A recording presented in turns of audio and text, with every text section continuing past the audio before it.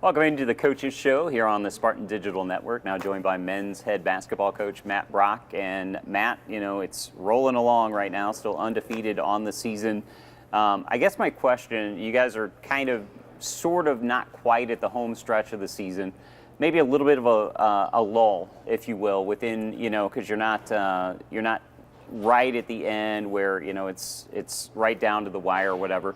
Is there a tendency, you think, among your team to kind of maybe look at it and take their foot off the gas just a little bit at this point? Because you're not really ready to finish, and you've done great into early 2019. What do you think about that? Yeah, I hope not. I think what we're trying to do is stay so focused on our next game, right, and so focused on our next opponent that we don't get caught up talking about the season and conference and stuff like that. So we don't really discuss it. We just try to focus on watching the film on ourselves, doing what we need to do better, and watching the film on our opponents, and doing what we need to do to give ourselves the best chance to win.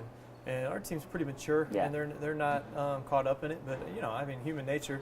Everybody's human, so you gotta fight back against that. Yeah, absolutely. And I think it's pretty well documented. A lot of people talking about it. The conference may be down just a little bit this year, or at least that second tier. A lot of teams with 3 and 4 losses in the conference. Do you think in any way that kind of hurts you guys at all, like on a national stage where you're undefeated in the conference, but the conference is like there's no one really pushing you really right now? No, I would push back against that narrative, because I think our conference is really good. I don't know that, like you said, I don't know if there's a clear top level of teams, but I think you've got a big group of teams that are really good teams, and that shows by teams beating up on each other. In a 22-game season, you take some losses, and if you look at the non-conference portion of the season, we were 9-10 against the Heart of America. Park, who's I guess they're now second place in our league, they beat Benedictine. Right. So and so I don't know that you can say, man, the AMC's way down when Benedictine hasn't lost a game in that league, and we've swept that league for 2 years. So everybody that says the AMC's no good, I'm not sure that that's necessarily true. Yeah, I think to your point, it might be more parity and balance than it is because there used to be a clear separation between the teams that were at the top and at the bottom, and now there's a lot of teams that are kind of beating themselves in the middle pack. I think you got teams that are gotten better, and then you got teams that have lost some close games, and somebody's got to lose. Every conference is going to be 500, right? Exactly. So you're going to have the same amount of wins and the same amount of losses. So how you say, well, this team is down. You can compare non-conference, and the Lion goes down to Houston Tillotson and beats them, and they're at the top of that league, Alexandria's league. So I'm not one of the national voters, but the fact that we don't get more respect is kind of confusing because of what we've done on the court. Right, absolutely. Let's talk about some of the games in the past week. The win over Hannibal LaGrange on Tuesday night.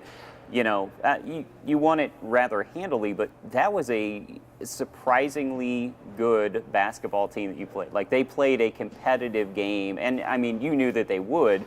But, for me, I'm thinking, okay, you can maybe take your foot off the gas. It wasn't that way Tuesday night. They were a big challenge for you guys. Yeah, it's a challenge to overcome your preconceived notions about a team from the past. And, they've got 2 really good forwards. They've got a new group of guards that's playing at a high level. So they're one of the best teams in the league, and they've proven that.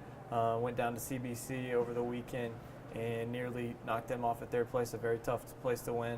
They beat Columbia College last night, so it's not like they're a fluke. Jason's done a good job. They play really well together, and they got their 2 forwards are just really tough to match up with. So I was pleased. I was really pleased with our offensive performance.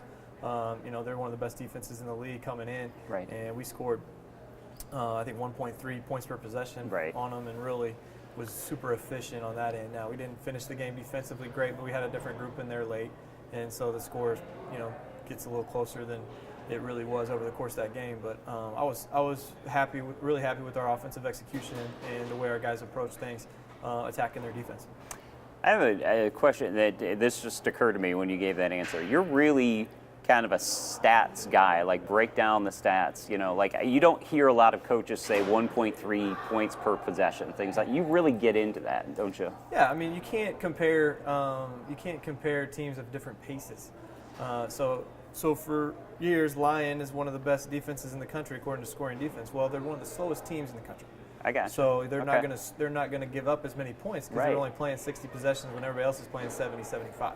Right. So it's a way, when you go points per possession, and you talk about the 4 factors, it's a way to compare teams that, you know, maybe a team that runs a lot compared to a team that's more half court, and, you know, make it a little more of a legitimate argument. Rather than just saying, oh, we only give up 58 points a game. Well, you're playing super slow. Right. You know, you hold the ball for 30 seconds every possession. So. I gotcha. Yeah, it's really interesting. Let's talk a little bit about College of Pharmacy. That game, you were able to play everyone. That's got to help you guys down the road as well. A big win, but, you know, lots of minutes in that game for players like Rick Hill and Brendan Hardy and things like that. Yeah, we took care of business with those guys. I think they're much improved. They proved it the next Saturday. They beat Columbia. I think that's their first win over Columbia ever. Mm-hmm. And so, you know, I think you got our guys have maintained that focus and respect our opponents enough to say we need to prepare for every game, and we need to continue to try to get better. And it was nice to get those guys some minutes that haven't been getting as many minutes, and I thought they did a nice job off the bench.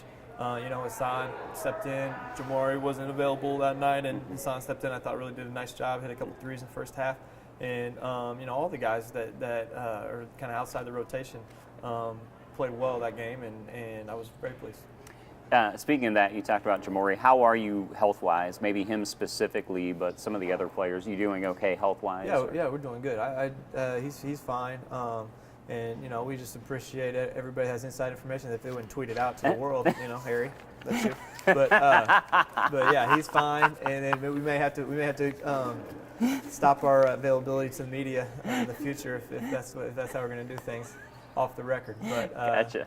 But no, he's fine, and we're ready to go. Awesome. And I asked Sam about this when we did the women's show. But the park cancellation, does that get you guys out of rhythm at all? Does it really affect anything that you do? You know, you want to play because we went to bed hoping that we're going to play a game, and you know, things must have been a little different in that part of Kansas City than everywhere else. But so no, I mean, you just try to move on. We took Saturday and Sunday off and got back into our normal Monday, Tuesday, Wednesday routine. So you know, we're just switch the gears and focus on Harris Stowe now, and a really tough place to play and a really talented team that's going to be motivated.